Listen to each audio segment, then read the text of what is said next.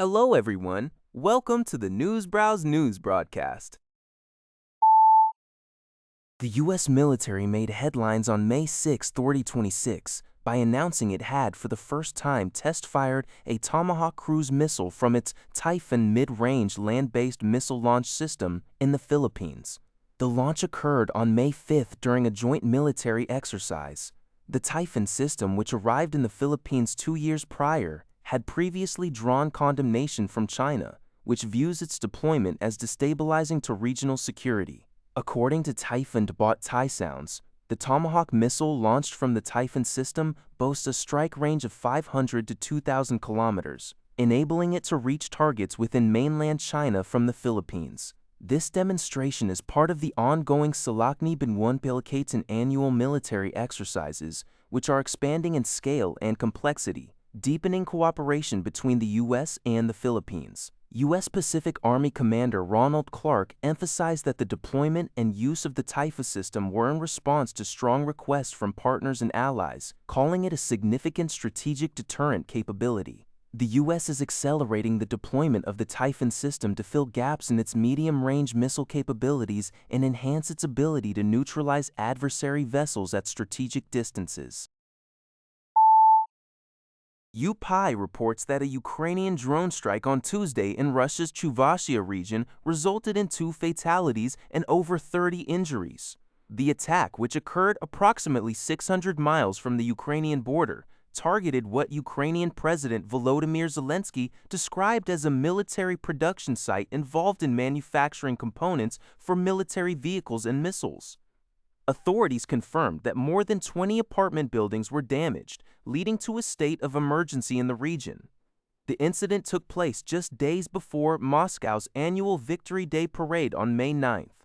While Russia announced a unilateral ceasefire for May 8-9, Zelensky stated he had not received official confirmation and instead declared Ukraine's own unilateral ceasefire for May 5-6, indicating reciprocal action. Russian authorities claimed to have intercepted 289 Ukrainian drones overnight, while also reporting their own strikes had killed at least 5 people in Ukraine. Yonhap news agency reports that Shin Jong-ho, the presiding judge for former First Lady Kim Keon-hee's appeals trial on corruption charges, was found dead early Wednesday. Police discovered Judge Shin's body on a flower bed near the Seoul High Court compound in southern Seoul around 1 a.m. The discovery followed a report made approximately an hour earlier. An apparent suicide note was found at the scene, prompting police to investigate the exact cause of death, including the possibility that Shin jumped to his death. Judge Shin was overseeing the appellate trial of Kim, who is the wife of former President Yoon Suk-yeol. She had been convicted by a lower court in January. Just last month, the appellate court increased her initial sentence from 20 months to 4 years in prison, after finding her partially guilty of involvement in a stock price manipulation scheme and guilty of accepting luxury gifts from the Unification Church. South Korea's Korea Trade Insurance Corporation, K-SIR, and the Asian Development Bank, ADB, signed a memorandum of understanding on Saturday, May 3, 2026, to jointly finance projects aimed at strengthening critical mineral supply chains. The agreement, reported by UPI, was made during the ADB's 59th annual meeting in Samarkand, Uzbekistan. It is part of the bank's newly launched Critical Minerals Manufacturing Finance Partnership, designed to help developing countries in the Asia-Pacific region enhance their domestic processing, refining, and manufacturing capabilities for critical minerals, moving beyond just exporting raw materials. Under the pact, K-SIR plans to provide up to $500 million, approximately 7.4 trillion baht won, in financing for projects, particularly those involving critical mineral processing and manufacturing where South Korean firms have a technological advantage. K-SIR President Jang Young-jin emphasized that a stable supply of critical minerals is vital for South Korean industries, and this initiative will foster a mutually beneficial model supporting growth in developing nations while securing stable supply chains for Korean companies.